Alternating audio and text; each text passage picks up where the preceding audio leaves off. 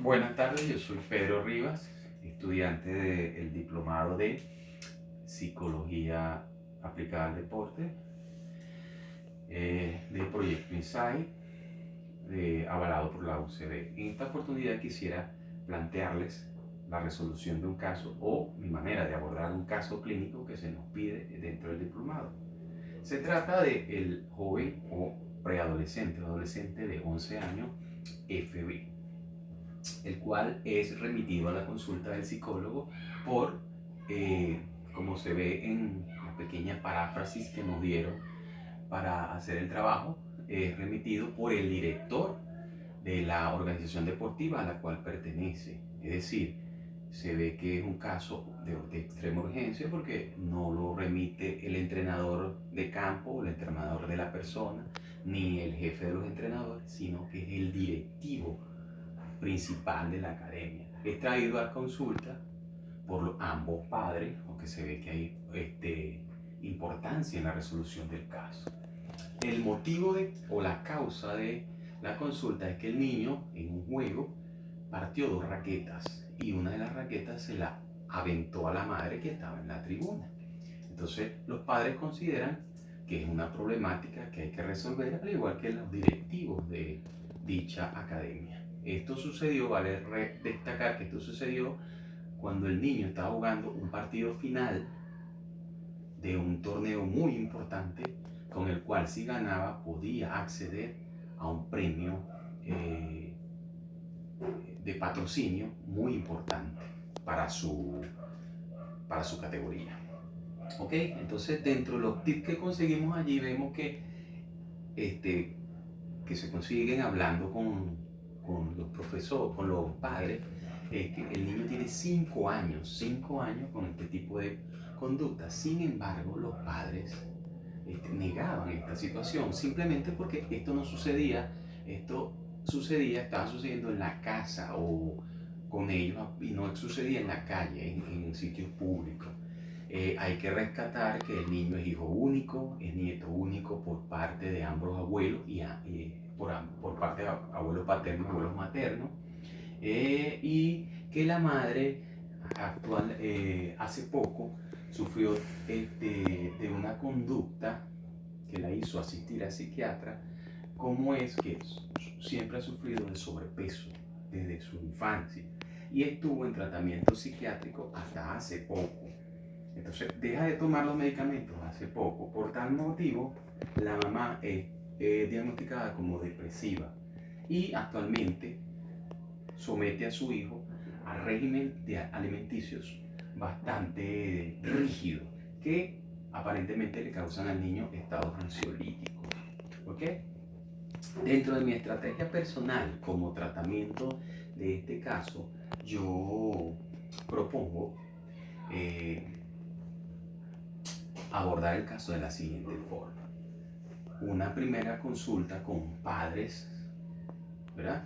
En el mismo día, una consulta aparte con el niño.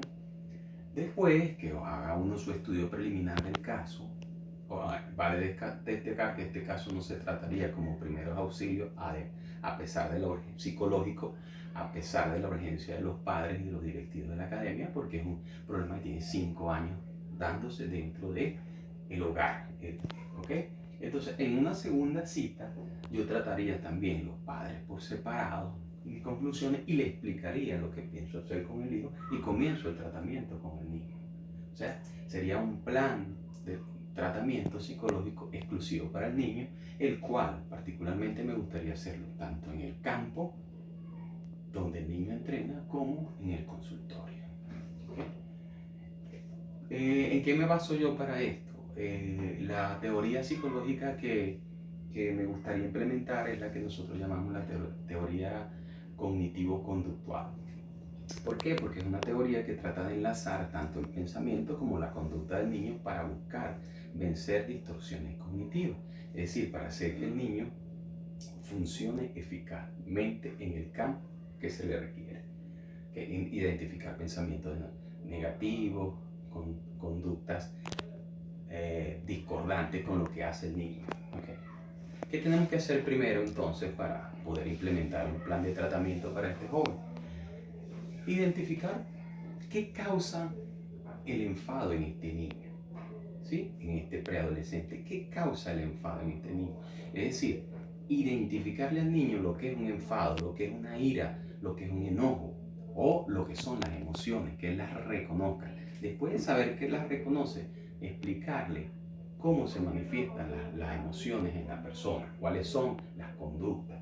Después que hacemos esto, vamos entonces ya puntualmente a ver cuáles son las tuyas, cuáles son tus posibles listas de situaciones que te causan enfado. Por ejemplo, vimos que la mamá es un poco fuerte y que la mamá le impone un régimen de alimenticio a la hora, estricto, con una dieta súper balanceada, se le exige al niño mucho en el deporte. Entonces, esto podría ser una causa de enfado para el niño.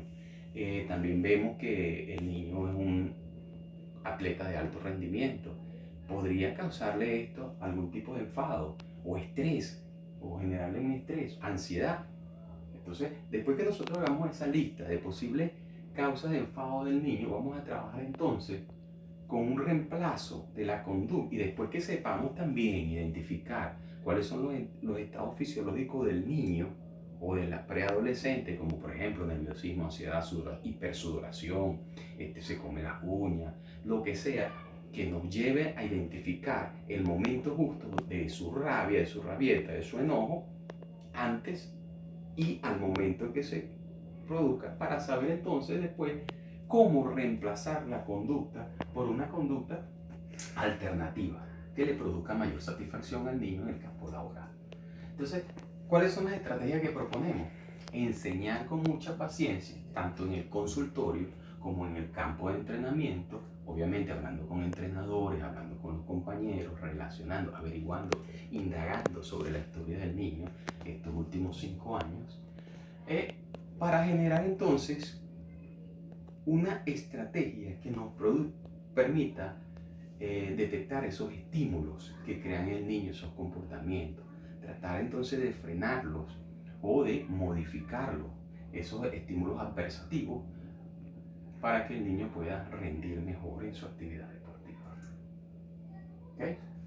¿Qué traemos entonces como estrategia para enfrentarlo? Bueno, ya dijimos que vamos a trabajar desde la técnica cognitivo-conductual, y nosotros, los que nos gusta este tipo de técnica, trabajamos la relajación.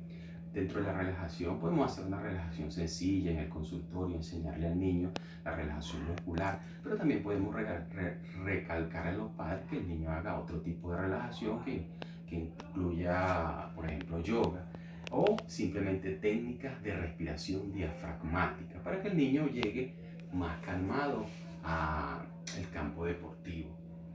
Tenemos que ser precisos y recalcarle cuáles son sus fortalezas y habilidades deportivas, ¿verdad? Y que él se enfoque en su fortaleza y no en lo que le falta para lograr lo que se propone.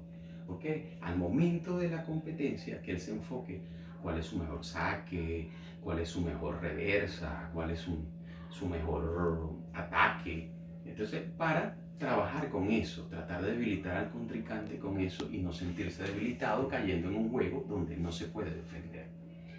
Tenemos que centrar al joven en el aquí y el ahora, cuáles son sus conductas, qué es lo que le sucede a él en ese momento, qué está pasando en él, cómo controla él eso.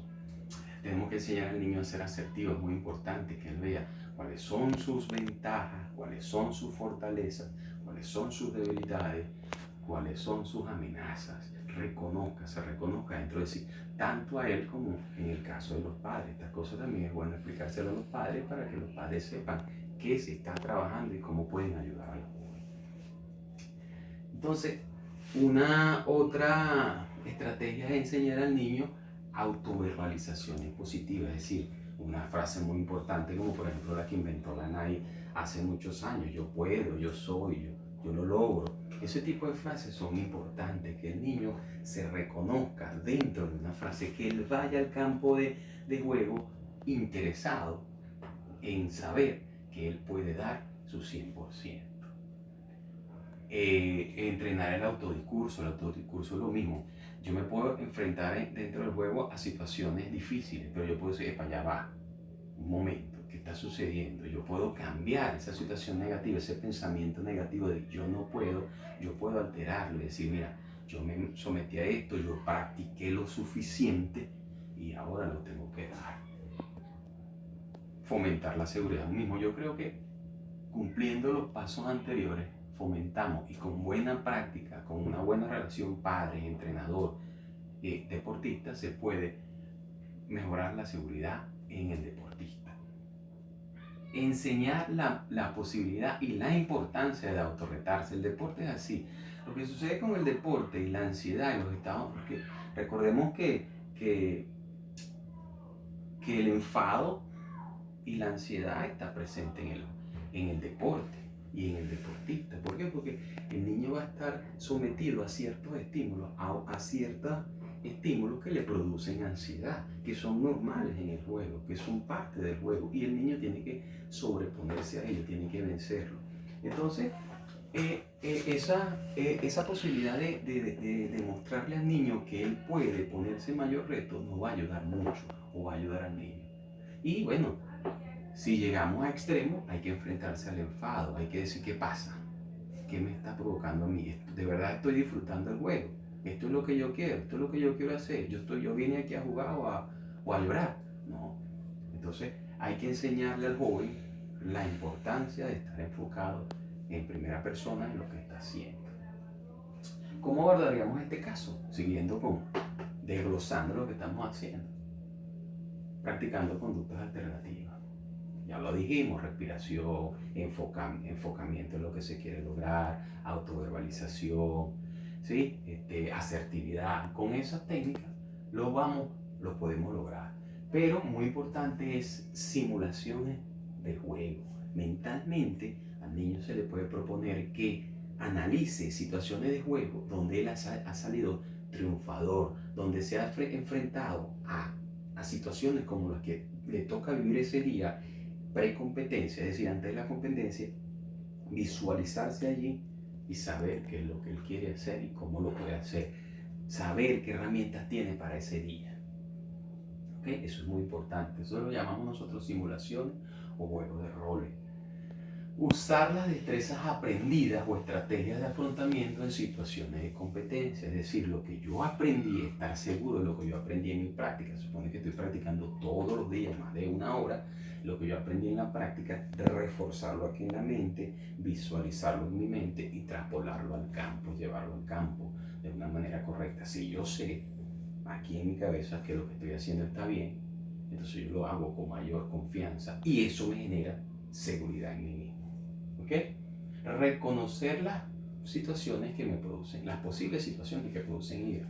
Ya les dije hace rato que siempre en el campo del deportivo va a haber situaciones o estímulos que me van a generar ansiedad y que me pueden generar ira. Voy perdiendo, el tipo es muy bueno, mi contrincante es muy bueno, y eso me puede en algún momento hacer perder la concentración en lo que yo quiero hacer. Entonces yo tengo que reconocer ese estado, ese nerviosismo, ese sudor de más, esas manos que se me resbala la raqueta. Y bueno, pedir mi tiempo, respirar, la relajación que le vamos a enseñar en el consultorio, traspolarla al campo y así poder enfrentar el juego con propiedad. Trabajar en lo que llamamos nosotros las distorsiones cognitivas, es decir, en esas creencias limitantes y en esos pensamientos negativos, que él reconozca cuáles usa. Si son del tipo, por ejemplo, tipo falacias de esas que uno se dice muchas veces, todos están en contra de mí, ¿entiendes? Todos la tienen cogida conmigo.